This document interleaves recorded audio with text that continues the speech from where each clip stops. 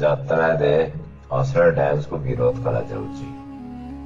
ଭଲ କଥା, ଏହା ଦେଖିକି ଲୋକଙ୍କର ମନ ଖରାପ ହଉଛି ଆଉ ସେମାନେ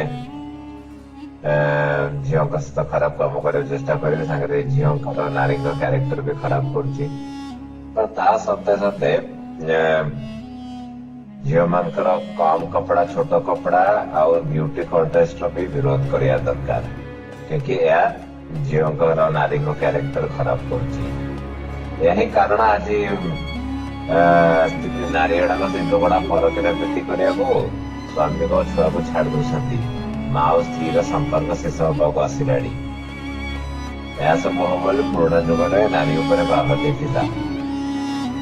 ଏସବୁ ଏଥିପାଇଁ ଝିଅ ନାରୀଙ୍କ କ୍ୟାରେକ୍ଟର ଖରାପ କରୁଛି, କାହିଁକି ଦେହ ଦେଖେଇବା ନାରୀର ହବାସ, ଯେମିତି ପୁରୁଷ ବାସ୍ନା, ଯେମିତି ପୁରୁଷର ହବାସ ବାସ୍ନା ହେଲେ ନଙ୍ଗଳା ବଡି ଦେଖେଇବା, ନାରୀର ହବାସ ହେଲେ ନଙ୍ଗଳା ବଡି ଦେଖେଇବା।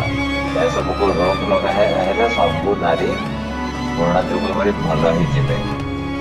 ତ ଅଶ୍ଳୀଳ ଡ୍ୟାନ୍ସକୁ ଯେମିତି ବିରୋଧ କରାଯାଏ, ସେମିତି ଅଶ୍ଳୀଳ ଡ୍ରେସ୍ ଆଉ ବ୍ୟୁଟି କଣ୍ଟେଷ୍ଟକୁ ବି ବିରୋଧ କରିବା ଦରକାର।